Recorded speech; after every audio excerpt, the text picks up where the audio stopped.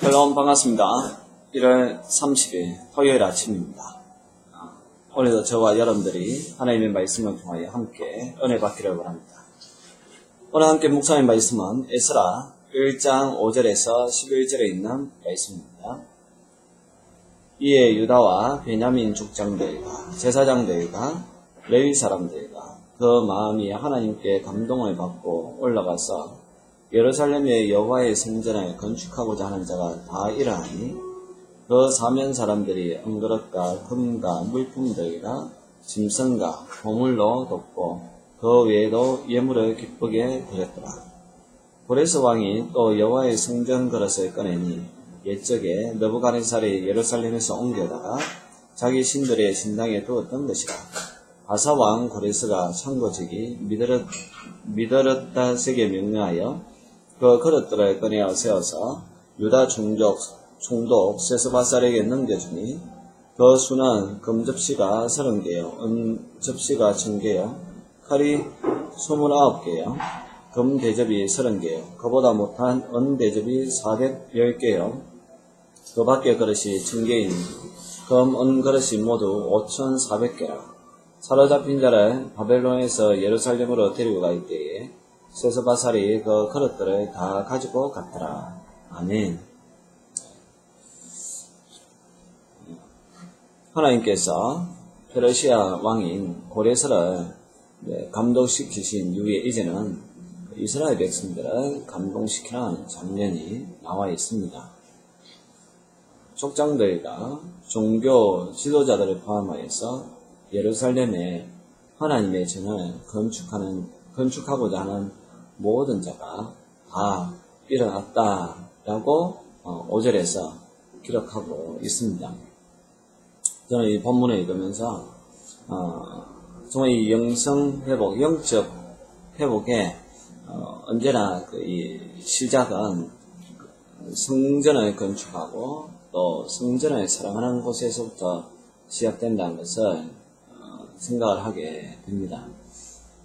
모세도 성막을 만들 때에 이스라엘 백성들이 즐거운 마음으로 성막을 지을 그러한 재료들을 가져와가지고 너무 많이 가져와서 그만 가져와도 된다라고 할 만큼 백성들이 즐거이 드렸고요.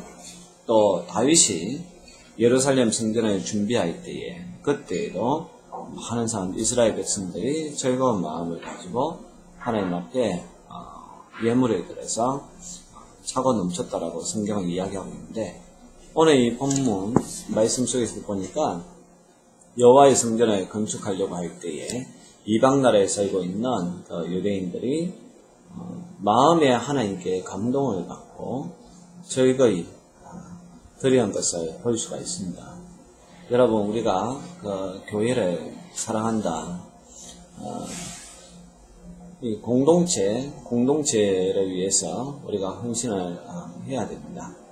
그러나 또 동시에 이 공동체가 기거하고 또 공동체가 예배드리는 장소인 또 이 성전, 눈에 보이는 이러한 건물에 대해서 사랑하는 마음이 있어야 됩니다.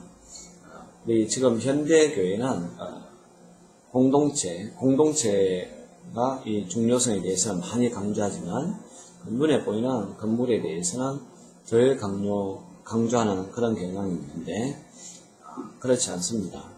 물론 눈에 보이는 것보다 건물보다는 그리스도의 몸이 이 에클레시아, 교회의 불러내음을 받은 사람들의 모임이 더 중요하지만, 그러나 그 모임을 할 수 있는 장소, 이 성전도 저와 여러분들은 소중히 여겨야 되고, 성전을 보수하고 또 성전을 또 새롭게 하고 하는 데에 기꺼이 물질적으로 헌신할 수 있는 그런 마음도 있어야 됩니다.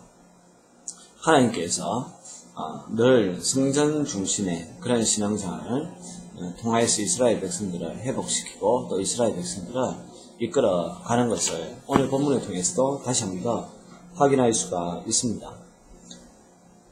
이러한 일이 그들에게 쉽지 않은 그러한 결단이었지만 하나님이 그들의 마음속에 감동을 주니까 다 그들이 여호와의 성전을 건축하기 위해서 일어났다라고 되어 있고, 그 일어났다라고 했을 때에 그냥 단순히 마음과 또 육체가 일어났다는 것이 아니라 그들이 가지고 있는 이 은그릇이라든지 금, 그리고 물품들, 그 짐승과 보물, 또 그 외에 예물을 기쁘게 드렸더라 라고 이야기합니다. 여기는 예외가 없습니다.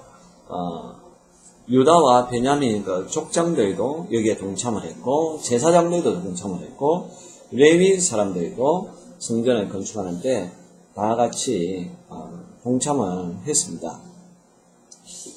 70년의 세월 동안 유대인들 중에는 나름대로 그 지역에서 기반을 잡은 사람들도 있었을 것이고, 또 그렇지 않다 하더라도 집도 없고 성전도 없는 모든 것이 황폐해져 있는 유대 땅보다는 지금 그들이 살고 있는 그곳이 더 나을 수도 있습니다. 그러나 하나님께 감동된 사람들이 예배에 대한 열망으로 모든 인생을 기꺼이 감수하면서 일어섰습니다. 정말 이것이 신앙의 회복의 운동이라는 거죠. 말로만 회복해야 된다는 것이 아니라 정말 하나님의 그 감동이 있을 때에 예배를 사모하고 또 교회를 사랑하는 그러한 마음이 일어나게 된다는 것입니다. 이러한 결단으로 말미암아 수많은 사람들이 그들의 예물을 드리게 된 것이고, 또 그 예물을 바치면서 즐거워했다, 기쁘게 드렸다라고 6절에서 이야기하고 있습니다. 저와 여러분들도 이러한 감동이 하나님으로부터 있기를 원합니다. 더 나아가 이제 고레스 황제는 바벨론 왕이 예루살렘 성전에서 약탈해 왔던 그릇들을 이스라엘 무리에게 주어서 되돌려 보냈습니다.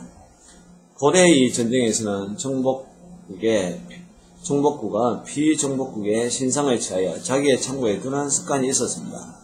그런데 말씀을 통해서 하나님은 표피적인 그러한 형상으로서가 아니라 전인격적으로 알기를 요구하는 여호와의 종교에서는 하나님에 대한 어떤 형상하도 철저히 금했기 때문에 신상이 없었습니다. 이 때문에 느부갓네살은 성전에 쓰는 그릇들을 대신 취하여 갔던 것입니다. 그런데 다니엘서 5장 1절과 4절에 보면 벨사살 왕이 이 그릇들을 술자석에서 사용하여 불경죄를 범하였고, 그 결과 하나님의 심판을 받아 그날로 바벨론이 멸망당하게 되었습니다. 바로 그 그릇들이 다시 예루살렘으로 되돌려 보내지고 있는 것입니다.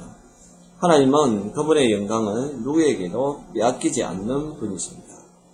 하나님은 그분의 성물도 또 그분의 선택된 민족도 반드시 되찾으시는 분이라는 것을 알 수가 있습니다.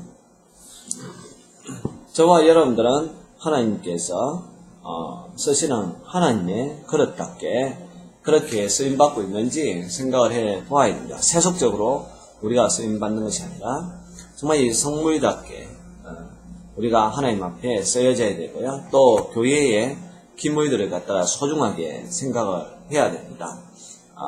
이것도 앞서 이야기한 것처럼 우리 현대 교회가 너무 이 눈에 보이는 것보다는 눈에 보이지 않는 그런 곳에 중심을 두다 보니까 눈에 보이는 것이 가끔 소홀히 되는 그런 경우가 있습니다. 그러나 우리가 알아야 될 것은 교회 안에 있는 그런 이 기물, 성물이라고 할 수가 있는데, 그러나 그 성물에 대해서도 우리가 소중히 여겨야 되고요. 또 훼손을 한다든지 또 그것을 파손한다든지 그렇게 해서는 안 됩니다. 우리가 영적으로도 하나님 앞에 신령과 진리로 예배를 드려야겠지만, 또한 그 영적으로 예배를 드리는 장소인 교회, 성전도 소중히 여기고 그것을 위해서 기꺼이 여러분들이 헌신할 수 있기를 바랍니다. 기도하겠습니다. 하나님 아버지, 고레스 왕의 칙령을 통하여서 예루살렘으로 다시 돌아가게 했을 때 성전을 건축하는 데에 페르시아에 있던 많은 유대인들이 그것을 기뻐하고 하나님께 감동을 받아서 은그릇과 금그릇 그러한 것을 드렸을 뿐만 아니라 예물도 기쁘게 드렸다라고 말씀하셨습니다. 하나님, 정말 우리가 교회를 이렇게 사랑하게 해주시고 교회를 세워가고 또 교회를 더 아름답게 하는 데에 우리가 헌신하는 사람들 되게 하여 주옵소서. 예수님의 이름으로 기도합니다. 아멘.